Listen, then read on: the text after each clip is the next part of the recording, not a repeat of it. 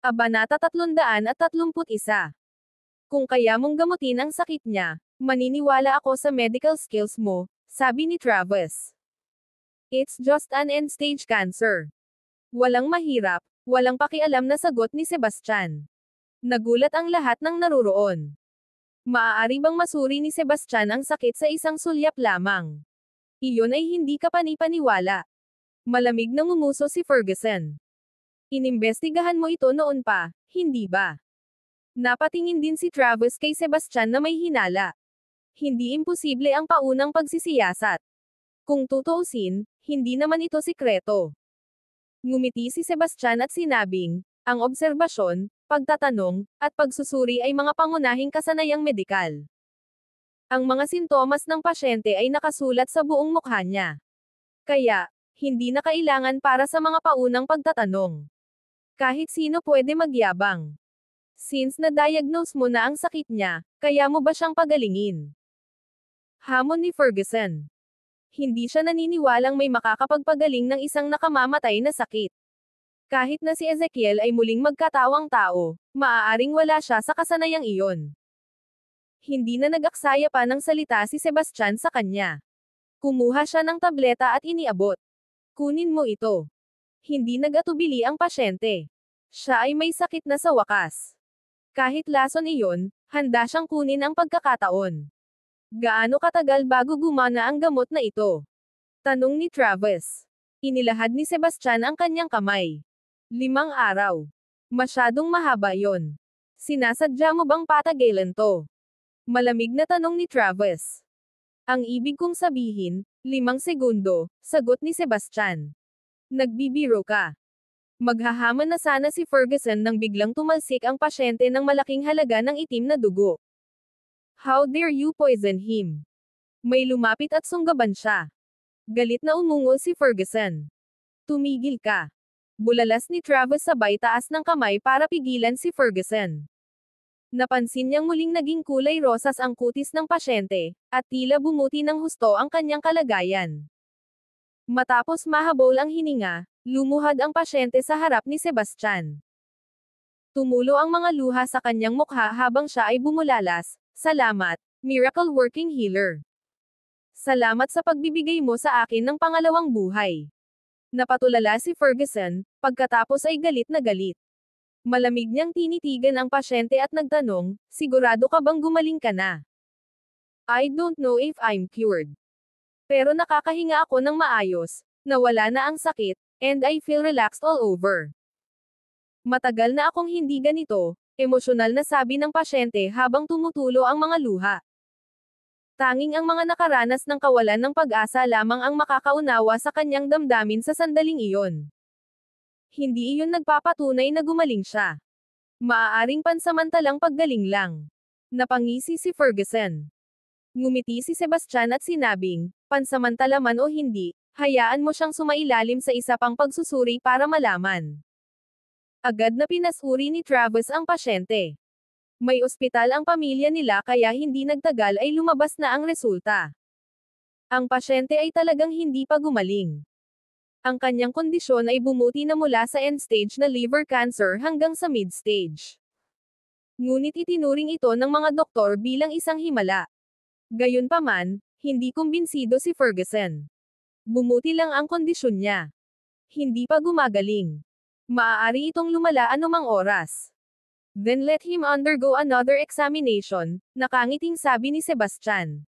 Ang mga doktor ay agad na nagsagawa ng isa pang pagsusuri. Sa pagkakataong ito, nalaman nilang bumuti muli ang kondisyon ng pasyente lumipat na ito mula sa kalagitnaan ng yugto ng kanser sa atay hanggang sa maagang yugto. Nang marinig iyon, lubos na naniwala si Travis kay Sebastian.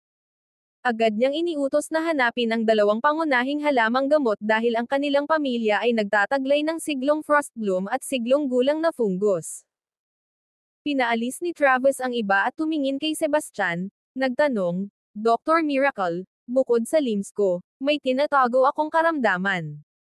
Mapapagaling mo ba ito? Bumaba ang tingin ni Sebastian, dahilan para mamula si Travis.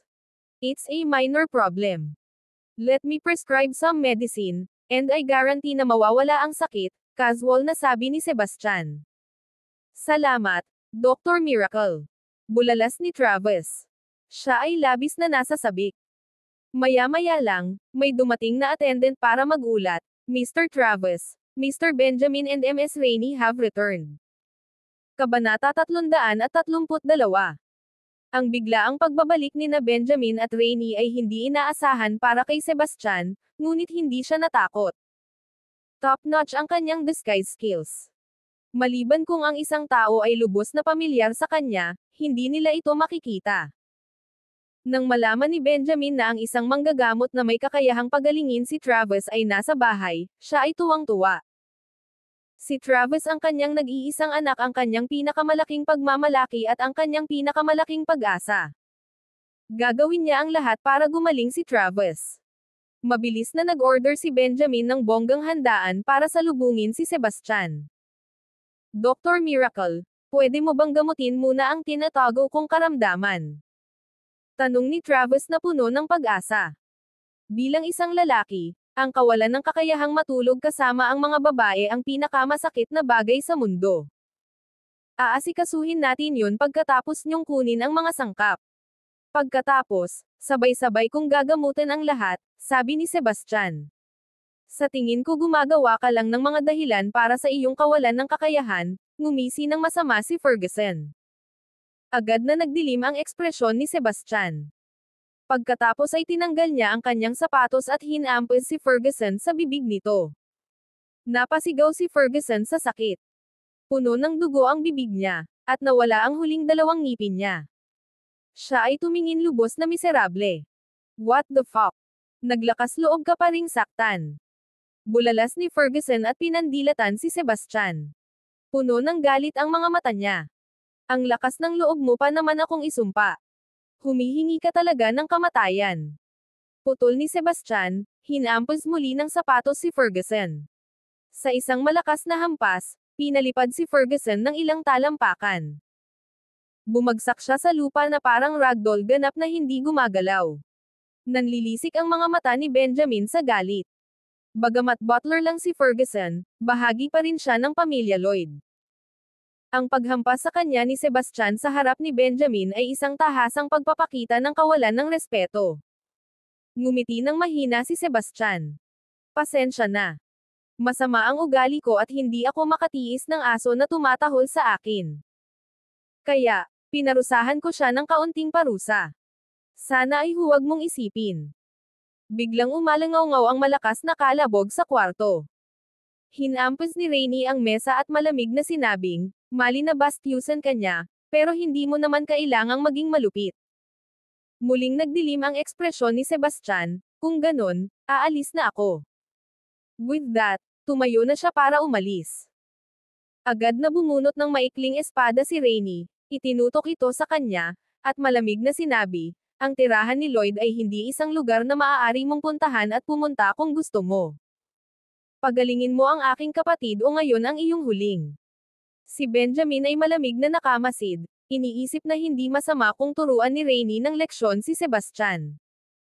Gayunpaman, minaliit nila ang init ng ulo ni Sebastian. Hindi ako natatakot sa mga pagbabanta. Hindi ko na siya gagamutan. Sa tingin mo ba hindi kita papatayin? Malamig na tumingin sa kanya si Rainey. Pwede mong subukan. Ngumisi si Sebastian. Bagamat hindi pa ganap na gumaling ang kanyang mga sugat, maaari siyang umalis anumang oras na gusto niya. Walang makakapigil sa kanya. Agad na itinutok ni Rainey ang espada sa kanya. Hindi naman nagulat si Sebastian. Nakita niya ang kanyang intensyon. Ayaw niyang pagalingin niya si Travis. Kung si Travis ay ganap na may kapansanan, si Benjamin lamang ang magkakaroon sa kanya. Iyon ay magpapahintulot sa kanya na makakuha ng mas maraming mapagkukunan ng paglilinang. Tumigil ka. Bulalas ni Benjamin at Travis. Nagulat sila. Gusto lang nilang takutin ni Rainey si Sebastian at hindi talaga siya atakihin. Dahil sa biglaang sitwasyon, wala nang panahon si Benjamin para makialam. Habang papalapit ang espada sa dibdib ni Sebastian, nasalo niya ito sa pagitan ng kanyang 2 daliri. Lumakas ang espiritual na enerhiya, at ibinagsak ni Rainey ang espada na parang nakuryente. Mabilis na humarap si Sebastian kay Rainy at hinawakan ang leeg nito. Dr. Miracle, please spare her. Naalarma si Benjamin habang napabulalas, hindi inaasahan na ganoon kalakas si Sebastian. Kabanata 333. Binitiwan ni Sebastian ang leeg ni Rainy at sinabing, ito lang ang babala mo. Kapag nangyari ulit iyon, papatayin kita. Namutla si Rainy sa takot. Mabilis na pumagitna si Benjamin na may kasamang ngiti upang i-defuse ang sitwasyon. Dr. Miracle, please calm down. Isa lang siyang dalaga na hindi nakakaalam. Rainy, bakit nakatayo ka lang dyan? Mag-sorry ka agad kay Dr. Miracle. Sorry, walang ganang sabi ni Rainy. Hindi ka naman sincere. Paano kita mapapatawad? Nanatiling mahigpit ang ekspresyon ni Sebastian. Si Benjamin, na nakangiti pa rin, ay nagtanong, ano ang iminumungkahi mo na magpapakita ng sinseridad? Sumagot si Sebastian, paano ito? Mahaba ang araw ko, at pagod ako. Dalhan mo ako ng isang palanggana ng tubig at hugasan ang aking mga paa. Gawin mo iyon, at mapapatawad kita. Galit na galit si Rainy. What? You want me to wash your feet? Dream away, nagalit din si Benjamin, ngunit kailangan niya si Sebastian para pagalingin si Travis. Kaya naman, pinigilan niya ang kanyang galit. Dr. Miracle, dahil pagod ka, may dadalhin ako sa guest room para magpahinga. I'll arrangement for someone to wash your feet. She'll be young, beautiful, and skilled. Additionally, I'll arrange for a couple of women to accompany you. Just tell me your preferences, and I'll make sure you're satisfied. Hinampas ni Sebastian ang kamay sa mesa. Malamig ang boses niya habang sinasabi, tinanggap mo ba ako ng isang lecture? Hiniling ko sa kanya na hugasan ang aking mga paa dahil siya ay nagagalit sa akin. Kung siya ay tumanggi, gayon na lang. Ngunit kung hindi ako maglalabas ng aking galit, Don, huwag mong asahan na gagamutin ko ang anak mo. Si Travis, na sa wakas ay nakakita ng kislap ng pag-asa, kaagad na nabalisa nang marinig ito. Rainy, paano kung titiisin mo na lang muna? Gawin mo para sa akin. Hindi pwede. Talagang hindi. Bulalas ni Rainy na walang pag-aalinlangan na tumanggi. Bilang iginagalang na anak ng pamilya Lloyd, si Rainy ay pinapahalagahan sa buong buhay niya. Siya ay hindi kailanman nagsilbi sa sinuman, lalo na sa paghugas ng paa ng sinuman. Rainy, tiisin mo na lang para sa kapatid mo, udyok ni Benjamin. Galit na galit si Rainy ngunit hindi niya kayang tanggihan ang utos ni Benjamin. Masama ang loob niyang kumuha ng palanggana ng tubig at sinimulang hugasan ang mga paa ni Sebastian. Bagamat hindi amoy ang kanyang mga paa, nakaramdam siya ng labis na pagkasuklam. Para sa kanya, ito ang mga paa ng isang matandang lalaki. Ay massage mo sila ng mabuti. Oo, ganyan lang. Gaano kay ganhawa? Pumikit si Sebastian sa tuwa. Sa sobrang galit ni Rainy halos masuka siya. Naglapat siya ng lakas hanggat kaya niya, umaasang madudurog ang mga paa ni Sebastian. Gayunpaman, ang kanyang katawan ay napakalakas na ang kanyang mga pagsisikap ay ginawa lamang siyang mas komportable. Sa pagpupumilit ni Sebastian, minasahe ni Rainy ang kanyang mga paa ng buong kalahating oras. Ang sakit ng mga kamay niya noon. Nagmadali siyang lumabas, nagsuka, at naghugas ng kamay ng paulit-ulit. Dr. Miracle, satisfied ka na ba? Nakangiting tanong ni Benjamin, bagamat namumula siya sa galit. I'm satisfied. Now, let me give Mr. Travis a preliminary treatment, sabi ni Sebastian. Salamat, Dr. Miracle. Nagmamadaling nagpahayag ng pasasalamat si Benjamin. Samantala, excited si Travis. You're incredible, Dr. Miracle. Inilabas ni Sebastian ang isang karayom, ipinasok ito sa baywang ni Travis, at ipinadala ang kanyang espiritual na enerhiya. Mr. Travis, subukan mong damhin kung may reaksyon ngayon, bilin ni Sebastian. Nakaramdam ng bahagyang sensasyon si Travis at tuwang-tuwa. Dr. Miracle. Proud na tugon ni Sebastian, minor treatment lang ito. Malayo pa sa kumpletong lunas. Dr. Miracle, Pagalingin mo ako ng buo. Pangalanan ang iyong mga kondisyon, pakiusap ni Travis. Mukhang umaasa rin si Benjamin. Habang pinag-iisipan ni Sebastian kung anong mga kondisyon ang itatakda, iniulat ng isang attendant na dumating sina Merlin, Elena, at Nelson. Nagulat si Sebastian. Hindi siya natatakot kay Benjamin. Ngunit kung makilala siya ni Merlin at Nelson, magiging problema ito. Ang pangunahing inaalala niya ay si Elena, na kilalang kilala siya at maaaring makakita sa kanyang disguise. Kabanata 334. Humikab si Sebastian at sinabing, "Pagod na ako. Dalhin mo ako sa guest room para magpahinga." Upang matiyak ang kanyang kaligtasan, kailangan niyang iwasan si Elena. Noong una ay binalak ni Benjamin na ipakilala si Sebastian kay Merlin at sa iba pa.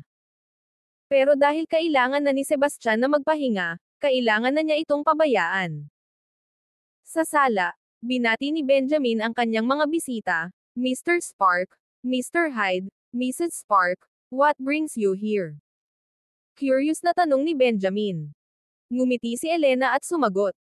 Nakatanggap kami ng impormasyon na maaaring nasa Davinopolis si Sebastian. Maaasahan ba ang impormasyon? Nagtatakang tanong ni Benjamin.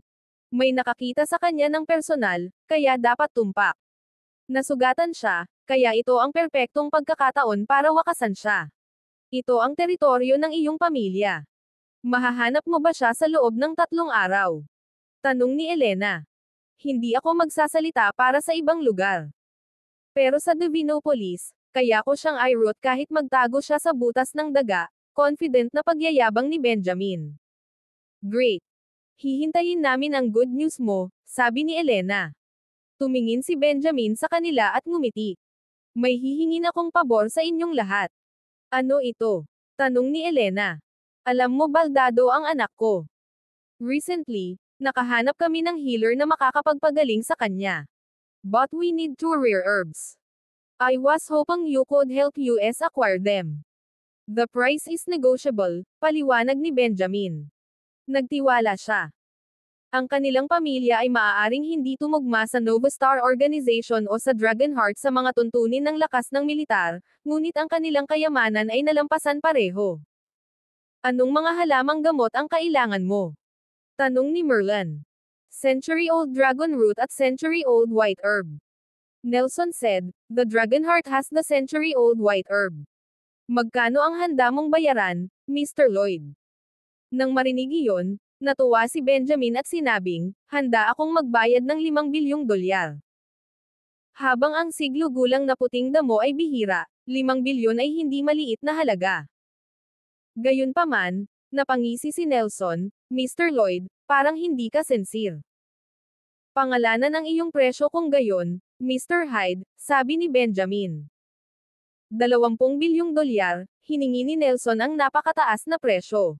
Nagdilim ang ekspresyon ni Benjamin. Ang pinakamataas na halaga ng damo ay humigit kumulang 10 bilyon, ngunit gusto ni Nelson ng 20 bilyon. Malinaw na kinukulit siya ni Nelson. Gayunpaman, wala siyang pagpipilian kundi ang pumayag na pagalingin si Travis. Sa sandaling ito, sinabi ni Merlin, ang Nova Star Organization ay may 1 siglong gulang na ugat ng dragon. Ito ay orihinal na nakalaan para sa aking paglilinang. Ngunit dahil kailangan mo ito, handa akong humiwalay dito. Talaga. Ang ganda. Tuwang-tuwa si Benjamin. Hindi siya sigurado kung kailan niya mahahanap ang mga kinakailangang halamang gamot. Ngayon, parehong abot kamay na. Although we're partners, business is business. Magkano ang willing mong bayaran para dito? Diretsyong tanong ni Merlin. $20 billion. How about that? Maingat na mungkahi ni Benjamin. Sa kamakailang auction sa Fader Island, 1 siglong gulang na ugat ng dragon ang naibenta sa halagang 20 bilyong dolyar. Ito ang pinakamataas na naitala na presyo. Gayunpaman, ipinakita ni Merlin ang paghamak. Mr. Lloyd, parang hindi ka sincere. Mas mahalaga ang ugat ng dragon kaysa sa puting damo. Magkano ang gusto mo para dito, Mr. Spark? Tanong ni Benjamin. Matagal na tayong magkaibigan. Kaya naman, Bibigyan kita ng friendly price na $40 billion, nakangiting sabi ni Merlin. Kabanata 335. Inihanda na ni Benjamin ang kanyang sarili para magalit. Ngunit pagkatapos marinig ang presyong ito, gusto niyang sampain ng malakas. Sige. 40 billion, sabi ni Benjamin. Para sa kapakanan ng pagpapagaling kay Travis, nagpasya siyang gawin ang lahat. Pagkatapos ng lahat, ang pera ay maaaring kumita pabalik. Gayunpaman, tila hindi nasisiyahan si Nelson. Mr. Lloyd, ang aking century-old white herb ay maaaring hindi tumugma sa halaga ng century-old dragon root. Ngunit ang pagkakaiba sa presyo na ito ay medyo makabuluhan. Si Benjamin ay nasa kanyang limitasyon. Wala siyang pagpipilian kundi magdagdag ng isa pang 10 bilyon sa kahilingan ni Nelson. Sa kabutihang palad, kapwa sina Merlin at Nelson ay mga tao sa kanilang salita. Ang mga halamang gamot ay inihatid kay Benjamin ng magdamag. Kinaumagahan, dinala ni Benjamin si Travis para hanapin si Sebastian. Dr. Miracle, lahat ng halamang gamot ay naipon na. Mapapagamot mo ang anak ko kapag may oras ka, magalang na sabi ni Benjamin. Dalhin mo ang mga halamang gamot para masuri ko, mahinahong sabi ni Sebastian. Pumalakpak si Benjamin, at agad na pumasok ang isang grupo ng mga tao. Bawat isa sa kanila ay may dalang isang kahon. Sa pagbukas, ang mga kahon ay naglalaman ng mga pambihirang halamang gamot.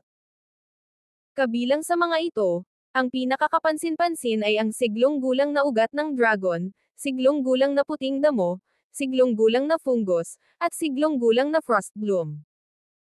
Ang bawat isa sa mga damong ito ay isang tunay na pambihira, isang hindi mabibaylang kayamanan. Nanatiling kalmado si Sebastian sa labas ngunit tuwang-tuwa sa loob. Kung kailangan niyang kolektahin ang mga halamang ito ng mag-isa, maaaring tumagal siya ng isang dekada o higit pa. Bagamat ang Supreme Nexus at Phoenix Corporation, na kanyang itinatag, ay mas mataas sa pamilya Lloyd, sila ay nagsimula ng huli at walang malalim na pinagmulan. Mahirap para sa kanila na ihambing sa mga tuntunin ng panlipunang koneksyon sa isang sinaunang at prestihiyosong pamilya tulad ng Lloyds. Very well. Dalhin mo ako sa alchemy room, at gagawin kong purple miracle pills, sabi ni Sebastian. Dr. Miracle, mapapagaling ba talaga ng purple miracle pills ang anak ko? Tanong ni Benjamin. Sa kabila ng malawak na kalusugan ng mag-asawang Lloyd, ang paggastos ng ilang bilyon sa mga halamang ito ay medyo nakapanlulumo. Of course, and it'll cure him completely. Confident na sabi ni Sebastian. Sa mga salitang iyon mula sa iyo, makatitiyak ako. Hayaan mo akong dalhin ka sa silid ng alchemy, sabi ni Benjamin na nakahinga ng maluwag. Hanggat mapapagaling ni Sebastian si Travis, sulit ang paggastos ng ilang bilyon. Medyo malaki ang alchemy room ng pamilya Lloyd at may alchemy pot pa. Ngunit nahulog ito kumpara sa pamilya Sanders. Bagamat mayroon din itong maliit na spirit gathering formation, ang pagiging epektibo nito ay katamtaman. Gayunpaman, ang alchemy pot ay sapat pa rin upang pinuhin ang isang batch ng purple miracle pills nang walang anumang isyo. Sige. Iyong iba, umalis na kayo, utos ni Sebastian. Dr. Miracle, mananatili lang kami sa malapit at manunood. Hindi ka namin iistorbahin, giit ni Benjamin. Nag-aalala siyang baka lihim na kainin ni Sebastian ang mga halamang gamot. Ang pagpipino ng tableta ay nangangailangan ng matinding konsentrasyon, at hindi ko kayang istorbohin. Kung gusto mong manatili, ayos lang. Ngunit kung mabaygo ang pagpino, huwag mo akong sisihin, babala ni Sebastian. Dad, hintayin natin sa labas. Nang marinig iyon, dali-daling hinayla ni Travis si Benjamin palabas at isinara ang pinto. Talagang kasuklam-suklam ang matandang geezer na iyon. Isang araw, puputulan ko siya, galit na sabi ni Rainey. Mabilis na tiniyak ni Benjamin sa kanya, Rainey, alam kong napinsala ka. Kapag napagaling na niya ang iyong kapatid, ibibigay ko siya sa iyo para sa kaparusahan. Maaari kang maghayganti ayon sa gusto mo. Bahagyang bumuti ang mood ni Rainey, at gumaan ang pakiramdam niya. Sa loob ng silid ng alchemy, kinuha ni Sebastian ang siglong Frostbloom at inubos ito pagkatapos umalis ang lahat. Ito ay isang banal na gamot para sa pagpapagaling ng mga pinsala. Nang matapos, umupo siya ng naka-cross-legged at nagsimulang magpino. Nagsimulang gumaling ang mga nakikitang sugat sa kanyang katawan na hindi pa naghihilom sa bilis na nakikita ng mata.